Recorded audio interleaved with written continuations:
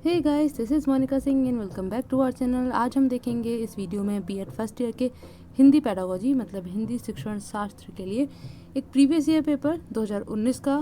इसके अलावा कोई प्रीवियस ईयर नहीं अरेंज हो पाया, कहीं भी कोई इसका प्रीवियस ईयर पेपर इसके अलावा नहीं मिला, तो यही आपको शो किया जाएगा। लेकिन जो आपके इम्पोर्टेंट टॉपिक्स हैं वो भी इसमें बताए जाएंगे, तो चिंता करने की कोई बात नहीं है, ठीक है। उनको एक बार अच्छे से देख लें, समझ लें, उसी के अकॉर्डिंग अपनी आप तैयारी कर सकते हैं और आई होप आपका उससे अच्छा प्रिपरेशन हो जाएगा, ठीक है। तो देखिए, यहाँ आपका जो पेपर है वो 80 मार्क्स का है, 3 घंटे का टाइमिंग है, 3 ही आपके सेक्शन हैं। पहला विस्तृत उत्तरीय, जो कि आपका हर एक प्रश्न 16 नंबर का होगा, हर एक प्रश्न के अंदर चॉइस मिली है, ठीक। तो सबसे पहले अगर यहाँ देखें तो पूछा है जीवन में मातृभाषा का महत्व प्रतिपादित कीजिए, हिंदी के प्रचार व प्रसार में बाधक तत्व कौन कौन से हैं, इस संदर्भ में राष्ट्र हित में क्या क्या प्रयास किए जा रहे हैं। ये पूरा का पूरा जो क्वेश्चन है वो किसके इर्द गिर्द घूम रहा है कि भारतीय शिक्षा में भाषा का क्या स्थान है, ठीक है। इसके आसपास ही सारी चीज़ें हैं ये, कि बाधक तत्व कौन से हैं, क्या प्रयास किए गए हैं। प्रयास में कौन सा आ जाएगा, जो डेवलपमेंट मतलब विकास जो हुआ है, किस किस तरीके से भाषा के लिए नीतियाँ बनाई गई हैं, है ना। जैसे त्रिभाषाई सूत्र है ना। और इसके अलावा और भी जो आपकी कमिटीज़ वगैरह आई हैं, वहाँ पर क्या भाषा को महत्व दिया गया है, किस तरीके से हिंदी भाषा को महत्व दिया है, तो वहाँ वो प्रयास के बारे में आप मेंशन कर देंगे, ठीक है। बाधक तत्व में कौन कौन सी चीज़ें इसको इफेक्ट करती हैं हिंदी के प्रचार प्रसार में, है ना।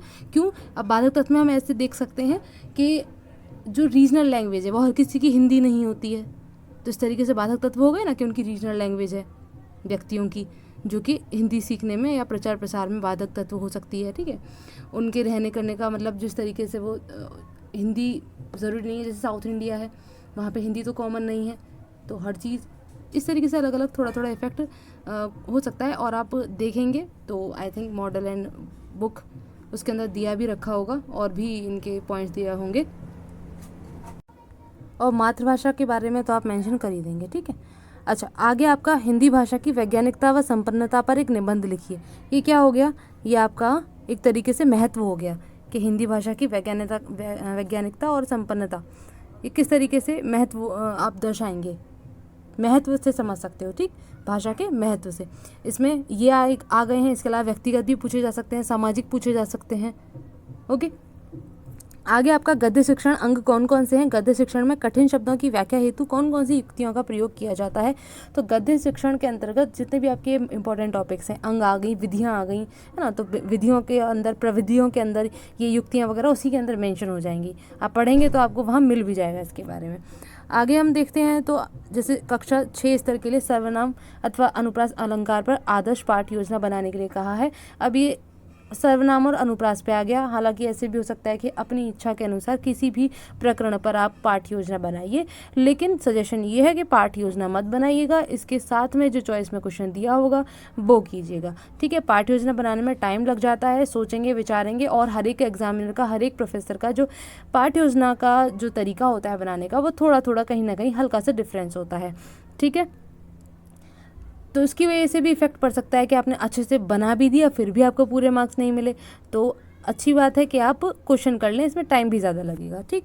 नेक्स्ट आपका हिंदी शिक्षण में पाठ्यक्रम सहगामी क्रियाओं का महत्व पूछा है। कोई 2 सहगामी क्रियाओं के विषय में आपको स्पष्ट तरीके से बताना है, और बताना है कि शिक्षक पाठ्य पुस्तकों के साथ उन क्रियाओं का प्रयोग किस प्रकार करेंगे। अब देखिए, सहगामी क्रियाएँ ये आपकी बाकी पेडागोजी सब्जेक्ट्स में भी कॉमन थी, आपने पढ़ी होंगी। अगर अगर हिंदी के अलावा और भी जो सब्जेक्ट था अगर उसका एग्ज़ाम हो चुका है तो ये कॉमन टॉपिक है ना, करिकुलर एक्टिविटीज़, तो आप बता सकते हैं इसके बारे में। आगे वस्तुनिष्ठ परीक्षण, ये भी आपका एक कॉमन टॉपिक है हर एक पेडागोजी के अंदर, जिसमें इसके वस्तुनिष्ठ और निबंधात्मक परीक्षाओं का निर्माण उद्देश्य प्रशासन पूछा है। इसका गुण और दोष भी पूछे जा सकते हैं, या इनके बीच में अंतर भी पूछा जा सकता है, ओके।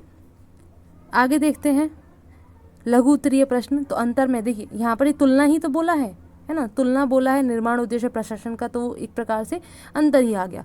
लघु उत्तरीय देखें तो यहाँ पर आपके 4 प्रश्न करने हैं, 8 प्रश्न दिए गए हैं, ठीक। तो देखिए, हर एक प्रश्न आपका 4 नंबर का होगा, 16 नंबर का ये सेक्शन हो जाता है। तो देखिए, सबसे पहले प्रश्न कौशल घटक, ये कहाँ से आया आपका, सूक्ष्म शिक्षण कौशल में से आया है। निगमन प्रणाली और आगमन प्रणाली में अंतर पूछा गया है। गद्य शिक्षण और पद्य शिक्षण में अंतर पूछा गया है। पद्य शिक्षण में रसानुभूति से क्या तात्पर्य है। अगर आपको याद हो, जब आपको पाठ्य योजना में समझा रही थी, अगर आपने हिंदी लेसन प्लान अगर देखे हैं तो वहाँ पैटर्न है पूरा का पूरा, गद्य शिक्षण का भी और पद्य शिक्षण का भी, कविता का भी और किसी कहानी के ऊपर चैप्टर है उसके बारे में भी। तो आप जब पद्य शिक्षण पढ़ेंगे तो उनके अंदर आपको उनके सोपान भी एक बार देख लेने हैं ना, विधियाँ और सोपान। एक बार सोपान मतलब स्टेप्स, प्रक्रिया, किस तरीके से गद्य शिक्षण पढ़ाया जाता है, तो उसके अंदर मेंशन पूरा क्या होगा, लेसन प्लान के स्टेप्स ही मेंशन होंगे। ठीक, तो अगर आपने वहाँ समझ लिया है लेसन प्लान जहाँ समझाया गया है, तो सारे के सारे आप देखोगे अपने बुक या मॉडल पेपर जिससे भी तैयारी कर रहे हो, आपके वही पॉइंट्स हैं सभी जो आपने लेसन प्लान में देखे होंगे, जिसके अंदर एक ये भी आता है रसानुभूति। ओके, तो अगर ये आपने कम से कम सही से ये वाली चीज़ कर लेनी है, गद्य शिक्षण के जो अंग हैं, प्रकार हैं, और दूसरा इसके जो सोपान हैं, सोपान स्टेप्स। ठीक, क्योंकि उसमें से इस प्रकार से, जैसे यहाँ एक सोपान पूछ लिया रसानुभूति से, ये वहीं से निकल के आया है वर्ड, आपकी पाठ्य योजना में आपने देखा होगा, तो आपको अच्छे से कर पाओगे ये। ठीक है, उसमें से कुछ भी पूछ ले आप बता सकते हो। आगे उपचारात्मक और निदानात्मक शिक्षण, ये कॉमन टॉपिक है हर एक पेडागोजी में। आईसीटी का प्रयोग कॉमन है, पहले भी पढ़ा होगा। सूक्ष्म शिक्षण से क्या तात्पर्य है, उद्देश्य और स्वरूप बता सकते हैं। हिंदी भाषा में नवीन शब्दों का निर्माण किस प्रकार होता है ना, नवीन शब्द, अच्छा, वाक्य रचना या संरचना, इस चीज़ में ये आ सकते हैं। आगे चलें तो अति लघु में 10 प्रश्न हैं, जिसमें से 8 प्रश्न करने हैं, प्रत्येक प्रश्न 2 नंबर का है, इसका मतलब ये सेक्शन भी आपका 16 नंबर का हो जाता है। सबसे पहले वर्तनी संबंधी अशुद्धियाँ पूछी हैं, तो आपका इस पेडागोजी के अंदर एक व्याकरण का भी सेक्शन आएगा कि व्याकरण शिक्षण के बारे में आपको पॉइंट्स दिए होंगे, वहाँ आपकी वर्तनी संबंधी अशुद्धियाँ भी मेंशन हो जाती हैं। आगे उद्दीपन परिवर्तन कौशल से क्या तात्पर्य है, तो आपका कहाँ से आया, सूक्ष्म शिक्षण कौशल से आया है। रचना शिक्षण का मुख्य उद्देश्य पूछा है यहाँ पर। आगे मापन एवं मूल्यांकन में अंतर पूछा है, मापन मूल्यांकन का अर्थ भी पूछा जा सकता है, इनका महत्व भी पूछा जा सकता है, उद्देश्य। ठीक है, वाचन की विशेषताएं पूछी हैं, वाचन, ओके, कौशल, भाषाई कौशल है, वाचन, श्रवण, लेखन, पठन, तो उनको भी अच्छे से कर लेना है। जैसे यहाँ पर आ गया मौन वाचन, तो वाचन में से एक ये प्रकार निकल के आया आपका मौन वाचन। ठीक है, या एक और होता है सस्वर वाचन, तो उसमें से भी आपका प्रश्न बन सकता है। सूक्ष्म शिक्षण का प्रयोग डैश हेतु किया जाता है, किस लिए होता है। अच्छा, ये देखिए, ये आपका किससे आया, व्याकरण से निकल के आया, प, फ, ब, भ, म किस प्रकार के व्यंजन कहलाते हैं। भाषा प्रयोगशाला, तो भाषा प्रयोगशाला आपके ये भी एक अच्छा टॉपिक है, तो ये कर लेना है। ओके, आगे आपका कविता शिक्षण का मुख्य उद्देश्य पूछा है, तो कविता शिक्षण है या पद्य शिक्षण है, एक ही बात है। ठीक है, ऊपर 2019 के पेपर के साथ में एक ये इसी साल का 2022 का माँ शाकुंभरी यूनिवर्सिटी का पेपर अरेंज हुआ है, और आप लर्नर्स को बहुत शुक्रिया जिनसे भी हेल्प मिल पाती है, क्योंकि सारी चीज़ें ऐसे नहीं है कि सभी पेपर मैं अरेंज कर पाऊँ, है ना, सब किसी ना किसी के ज़रिए हो पाती है। So thank you. और ये MSU का पेपर रजत, आपको थैंक यू, क्योंकि कहीं नहीं मिल पा रहा था, and at the last moment अभी जब मैं वीडियो ही बना रही थी तभी मुझे ये प्रोवाइड कराया गया। ठीक है, so thank you so much. आगे देखें हम अगर इसमें, तो आपको जो इम्पोर्टेंट टॉपिक्स बताए जाएंगे आप देखेंगे तो लगभग उसी में से इसमें भी काफ़ी कुछ कवर उस तरीके से किया गया है। जैसे कि सबसे पहले मातृभाषा का पूछ लिया गया, मातृभाषा बालक के व्यक्तित्व के सर्वांगीण विकास का आधार है, कहने का मतलब है एक प्रकार से मातृभाषा का महत्व पूछा गया है। ठीक है, कथन के द्वारा आपको ये उदाहरण के द्वारा ये कथन स्पष्ट करना है। आगे अथवा में इसके साथ दिया शिक्षण उद्देश्य, टीचिंग एम्स और तथा शिक्षण लक्ष्य, टीचिंग ऑब्जेक्टिव में क्या अंतर है, माध्यमिक स्तर पर मातृभाषा के रूप में हिंदी भाषा शिक्षण के उद्देश्य निर्धारित कीजिए। ओके, आगे आपका पठन कौशल से, कौशल आपके इंपॉर्टेंट हैं चारों, जैसे ऊपर बताया अभी, तो पठन कौशल में से आपका यहाँ क्वेश्चन बन गया है। आगे देखें तो व्याकरण की शिक्षा साधन है, साध्य नहीं, इस कथन की व्याख्या करते हुए प्राथमिक स्तर पर व्याकरण शिक्षण के प्रमुख उद्देश्य बताने हैं, और साथ ही व्याकरण शिक्षण की कौन सी प्रणाली सर्वायुक्त उपयोगी होगी और क्यों, ये भी स्पष्ट करना है। मतलब व्याकरण से पूरा का पूरा उन्होंने पूछ लिया, उद्देश्य पूछ लिया। अब देखिए, आपका पद्य शिक्षण में से भी इसी प्रकार उद्देश्य पूछा जा सकता है, गद्य शिक्षण में से और व्याकरण में से भी पूछ लिया। ठीक है ना, तो 1-2 टॉपिक ये एक्स्ट्रा ऐसे हैं जो कि पूरे इंपॉर्टेंट टॉपिक करने के बाद में एक बार थोड़ा सा इस पर नज़र डाल लें। आगे आपका कक्षा 8 स्तर के लिए राष्ट्रीय एकता अथवा विज्ञान के चमत्कार प्रकरण पर निबंध रचना शिक्षण हेतु एक आदर्श पाठ्य योजना बनानी है। ठीक है, तो रचना शिक्षण में अभी तक ज़रूरी नहीं है कि पाठ्य योजना आई ही, लेकिन इसमें दे दी गई है तो आप कोशिश करिए कि पाठ्य योजना ना बना के अथवा में जो क्वेश्चन दिया है वो कीजिएगा। तो हिंदी भाषा में मूल्यांकन हेतु प्रयुक्त वस्तुनिष्ठ परीक्षण पदों का सोदाहरण वर्गीकरण कीजिए एवं सुधार हेतु सुझाव भी दीजिए। तो वस्तुनिष्ठ परीक्षण के यहाँ पर पद पूछे गए हैं, स्टेप्स में किस तरीके से आप ये परीक्षण तैयार करेंगे, ठीक है, मूल्यांकन करने के लिए बच्चे का, और उसमें सुधार भी पूछे गए हैं। आगे अगर हम देखें तो लघु के अंदर भाषा एक अर्जित संपत्ति है, क्यों, ये बताना है, ठीक है। भाषा अर्जित कैसे है, पैतृक क्यों नहीं। आप भाषा वातावरण में आके सीखते हैं, जेनेटिक नहीं है ना, आनुवांशिक नहीं है। आनुवांशिक होती तो पैतृक बोली जा सकती थी, लेकिन ये आपको जन्म के साथ तो नहीं मिलती है, वातावरण में रह के सीखते हैं, इसलिए ये अर्जित संपत्ति, अर्जित मतलब जो कमाई गई है, सीखी गई है, ठीक है। तो आप बता सकते हैं इसके बारे में इस तरीके से। आगे प्रस्तावना कौशल के घटक पूछे हैं, तो आपके सूक्ष्म शिक्षण से ये प्रश्न बन गया।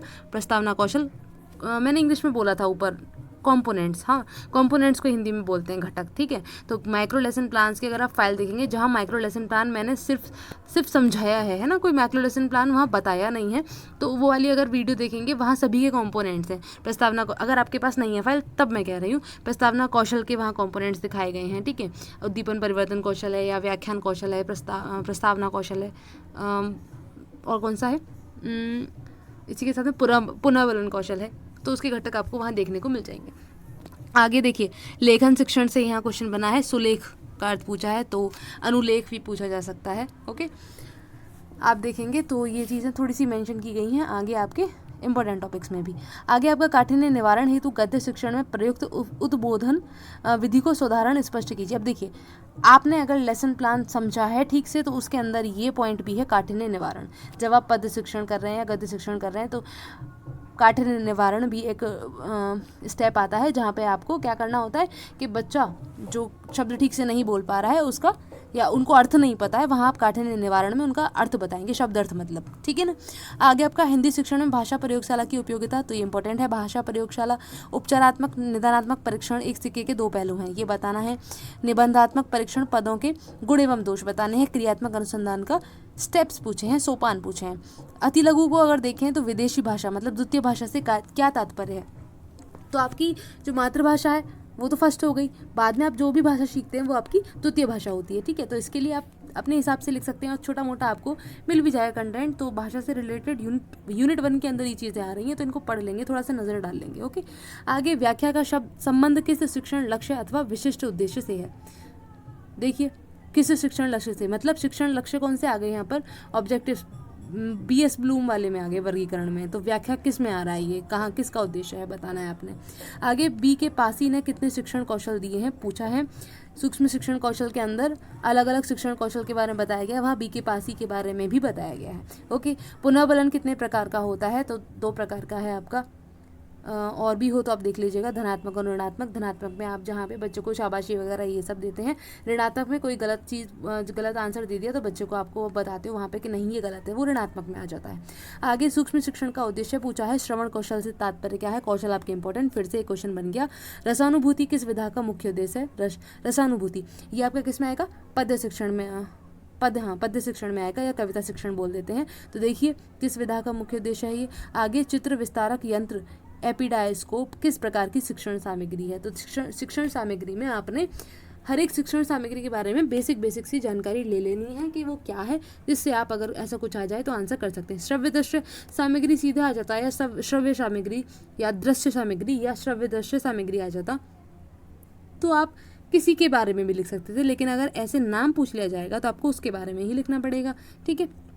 व्यंजन शब्द का शुद्ध रूप क्या होगा, तो व्यंजन शब्द बताना है। आगे मूल्यांकन उपागम किसने दिया ये बताना है, तो मूल्यांकन उपागम किसने दिया था पता है, BS ब्लूम ने दिया था। तो ये उपागम है कुछ, और प्रविधियां हैं मूल्यांकन की, तो उनको एक बार ही देख लेंगे, ठीक है ना। अच्छा, और ये शिक्षण के उपागम है ना, शिक्षण के उपागम में आएगा कि एक हर्बर्ट का उपागम पूछा जा सकता है, जैसे कि उसमें, क्योंकि 5 स्टेप हैं उसके लेसन प्लान में हर्बर्ट के में, ठीक है। आगे मूल्यांकन उपागम यहाँ पूछ लिया, जो कि BS ब्लूम ने दिया था। मॉरिसन उपागम है एक, जिसमें 5 स्टेप हैं, उन्होंने 5 स्टेप दिए हैं। एक मैनेजमेंट उपागम है, अप्रोच है, ठीक, मैनेजमेंट प्रबंधन उपागम होगा आई थिंक मे बी, जो कि I.K. डेविस ने दिया, उसमें 4 स्टेप्स हैं, ठीक है। और एक मल्टीमीडिया अप्रोच है जिसमें 3 स्टेप हैं, ठीक है। इस प्रकार से ये है। अगर आपकी बुक बुक में या मॉडल में जिसमें भी दिया है, तो आप इनको एक बारी बाय नेम, मतलब कि कॉमन सा है ये कुछ, कि सिर्फ नाम पूछ ले जाए, उससे ज़्यादा कुछ नहीं पूछा जाता है, ठीक है, इस तरीके से। चलिए आगे आपके इंपॉर्टेंट टॉपिक्स देखें। यहाँ पे कुछ चीज़ें थोड़ी सी और डिस्कस करते हुए चलेंगे, देखते हुए चलेंगे कि सबसे पहले आपने ये तो देख ही लिया, भाषा का अर्थ, परिभाषा, महत्व, महत्व में सामाजिक, व्यक्तिगत, वैज्ञानिक कुछ भी पूछा जा सकता है। भाषा अधिगम के सिद्धांत आ सकते हैं। राष्ट्रभाषा के रूप में हिंदी का महत्व, जिसमें हमने देखा हिंदी भाषा का राष्ट्रहित में प्रयास, ठीक है, या हिंदी के प्रचार प्रसार में बाधक तत्व, या इसका भारतीय शिक्षा में भाषा का क्या स्थान है, सब कुछ इसी के अंदर आ जाएगा, ठीक, कुछ भी पूछ लें इसमें से ही आपको लिखना है। मातृभाषा के रूप में हिंदी का महत्व आ सकता है। BS यूनिट 2 में देखिए, यूनिट 2 में बहुत इंपॉर्टेंट BS ब्लूम, यहाँ हमने 19 में नहीं देखा, लेकिन इसका मतलब ये नहीं है कि आ नहीं सकता, क्योंकि BS ब्लूम बहुत ही कॉमन और बहुत ही इंपॉर्टेंट टॉपिक है, जो बाकी पैडागोजीज में भी आपने देखा होगा। जब आपने टीचर टीचिंग टेक्नोलॉजी, जो आपकी 4th बुक है CC4, उसके अंदर भी ये मेंशन है, ठीक। इसके साथ में वाक्य विज्ञान या वाक्य संरचना आप देख सकते हैं यूनिट 2 के अंदर। यूनिट 3 में देखें तो बहुत ज़्यादा इंपॉर्टेंट है यूनिट 3, मोस्ट इंपॉर्टेंट, क्योंकि इसके अंदर बहुत सारे क्वेश्चन बनेंगे, वाचन कौशल से, श्रवण कौशल से, लेखन कौशल, पठन कौशल और सूक्ष्म शिक्षण कौशल, या इसकी साइकिल भी पूछी जा सकती है, जैसे बाकी पैडागोजी में पूछी भी गई है, ठीक है। अच्छा, इसके अलावा अगर हम देखें तो लेखन कौशल के जैसे विधियां होती हैं, अनुलेख, प्रतिलेख, सुलेख, इसके बारे में पूछा जा सकता है। वाचन की विशेषताएं पूछी गई थी, ठीक है। मौन वाचन का उद्देश्य पूछा जा सकता है। स्वस्वर वाचन के बारे में पूछा जा सकता है, ठीक है ना। इसके अलावा जो जितने भी ये हैं और कौशल, ये अच्छे से कर लेने हैं, कहने का मतलब है। सूक्ष्म शिक्षण में आपके अर्थ, प्रकार, अवधारणाएं ये पूछी गई हैं। कौशल पूछे जा सकते हैं आपके। कौशल यहाँ पर कौन कौन से हैं? प्रश्न कौशल है, व्याख्यान कौशल है, उद्दीपन परिवर्तन कौशल, पुनर्बलन कौशल, ये आपने अच्छे से कर लेने, आपके सिलेबस के अंदर दिए गए हैं, ठीक है। इनके उद्देश्य, स्वरूप पूछे जा सकते हैं। और इसके अलावा जो इनके कॉम्पोनेंट्स, माइक्रो लेसन प्लान अगर आपने देखा है तो उसके अंदर कॉम्पोनेंट्स लिखे हुए थे, तो वो पूछे गए हैं और भी पैडागोजी सब्जेक्ट में, तो वो आप देख सकते हो, ठीक है। आगे पाठ्य योजना के अंदर में आप अर्थ परिभाषा करेंगे, इसका महत्व देखेंगे। पाठ्य योजना बनाने को आएगी, लेकिन आपके ऊपर है, देखिए मेरा सजेशन है ना बनाएं, क्योंकि उसमें ज़्यादा टाइम लग जाता है। अगर आगे देखें हम तो हिंदी गद्य शिक्षण, इसमें अंग पूछे गए हैं, विधियाँ प्रविधियाँ पूछी गई हैं, प्रक्रिया आप अच्छे से देख लेंगे। ऐसे ही पद्य शिक्षण या कविता शिक्षण कहते हैं, इसमें उद्देश्य और सोपान आप देख लेंगे, एक बार अच्छे से इनको पढ़ लेंगे, इनमें क्या क्या चीज़ें, ठीक है। और भी अगर थोड़ा सा एक्स्ट्रा है तो इनको करने के बाद वो भी देख सकते हो इन्हीं के टॉपिक्स के अंदर। व्याकरण शिक्षण में आप देख सकते हैं कि वर्तनी संबंधी अशुद्धियाँ पूछी गई हैं। स्वर और व्यंजन के बारे में कुछ कॉमन से क्वेश्चंस बन सकते हैं, शब्द रूप के बारे में बन सकता है। कहने का मतलब है जर्नल ग्रामर के रूल्स आपके सामने रखे जा सकते हैं, जर्नल ग्रामर से संबंधित पूछा जा सकता है। जैसे ऊपर पूछा प फ ब भ म, ये कौन से वाले व्यंजन हैं, ठीक है ना, तो कॉमन से आपके कुछ ऐसे बन जाएंगे। द्रुत पाठ इंपॉर्टेंट है। रचना शिक्षण के उद्देश्य पूछे गए हैं, तो हम इतना ही कर लेंगे इसमें। तो यूनिट 6 में अगर देखें तो यहाँ बहुत ज़्यादा इंपॉर्टेंट यूनिट 5 के अंदर जो बाकी में भी कॉमन रहा, श्रव्य दृश्य सामग्री, इनका अर्थ, महत्व, वर्गीकरण में जब अलग अलग आएगा, श्रव्य सामग्री अलग, दृश्य अलग और श्रव्य दृश्य अलग, उससे इसके अलावा उनके नाम से भी पूछा जा सकता है कि आप आपका बोर्ड है उसके बारे में, चित्र के बारे में, ठीक है ना, आपका ब्लैक बोर्ड है, श्यामपट है, उसके बारे में पूछा जा सकता है। प्रोजेक्टर के बारे में पूछा जा सकता है, टेलीविज़न, कंप्यूटर, कुछ भी नाम से भी पूछे जा सकते हैं, ठीक है ना। सबके बारे में थोड़ा थोड़ा जो भी दे रखा है आपके पास जो भी कंटेंट है, तो वहाँ से आप इसको ढंग से कर लीजिए। आगे आपका सूचना एवं संचार तकनीक, आपने ये टीचर टीचिंग टेक्नोलॉजी CC4 में भी पढ़ा होगा, तो यहाँ पे हिंदी में इसका क्या प्रयोग होता है ये पूछा गया है। भाषा प्रयोगशाला से आपके क्वेश्चन बनेगा ही बनेगा, आपने देखा ऊपर बना हुआ था, तो इस बार भी बन सकता है। पाठ्य सहगामी क्रियाएँ आपने देख लेनी है, उनके महत्व देख लेने हैं, उसके बारे में मतलब पढ़ लेना है। आगे आपके पाठ्यपुस्तक से बड़ा कॉमन सा टॉपिक है, बाकी पैडागोजी में भी रहा कि इसकी विशेषता पूछी जा सकती है। पाठ्यपुस्तक का महत्व भी हिंदी भाषा के क्षेत्र में पूछा जा सकता है, तो उसको देख लेंगे, ठीक है। आगे आपका यूनिट 6 में अगर हम देखें तो मापन मूल्यांकन, इसका अर्थ, अंतर, उद्देश्य, महत्व, मूल्यांकन की प्रविधियां और उपागम देख लेंगे आप, ठीक है ना। प्रविधियां और उपागम दोनों ही अलग चीज़ हैं। उपागम में जैसे हर्बर्ट का प्लान आ जाता है, जो 5 स्टेप्स लेसन प्लान है, ठीक है ना, या इसके अलावा I.K. डेविस का जो उपागम है मूल्यांकन, तो वो पूछा जा सकता है। इसके अलावा जो BS ब्लूम का मूल्यांकन उपागम है वो, तो ये उपागम में आ जाएंगे सारे के सारे। आगे निबंधात्मक परीक्षा, वस्तुनिष्ठ परीक्षा, इसके गुण, दोष, उद्देश्य, इनमें अंतर पूछा जा सकता है, जो पूछा भी गया है। निदानात्मक और उपचारात्मक शिक्षण में से क्वेश्चन बन जाते हैं, और क्रियात्मक अनुसंधान में से भी बन जाता है, ठीक है। अच्छा, क्रियात्मक अनुसंधान में इसके सोपान आ सकते हैं, उद्देश्य आ सकते हैं, या इसका क्षेत्र पूछा जा सकता है। ठीक है। निदानात्मक और उपचारात्मक परीक्षण में आपका छोटे मोटे कुछ इसके बारे में अर्थ वगैरह पूछा जा सकता है, या इसका अंतर भी पूछा जा सकता है, तो वो आप देख लेंगे। ठीक है। आई होप इस कंटेंट से, इस जो कोशिश की गई है, आपको हेल्प हो सके। और पेपर बताइएगा कैसा हुआ। ठीक है। जब आपका पेपर होगा, अभी तो खैर टाइम है, लेकिन ध्यान रखें, अगर आप ये वीडियो देख रहे हैं तो आपके पेपर होने के बाद में ये ज़रूर बताइएगा आपका पेपर कैसा हुआ, और शेयर कर सकते हो आप ईमेल आईडी पर, या फिर टेलीग्राम चैनल भी है डिस्कशन ग्रुप वाला। ठीक है। मेन के अलावा एक और चैनल डिस्कशन, तो वहाँ कर सकते हो, बाकी ईमेल पे भी कर सकते हो। ठीक। तो नेक्स्ट वीडियो में मिलेंगे। बाकी ये कैसी रही वीडियो बताइएगा। Thanks for watching.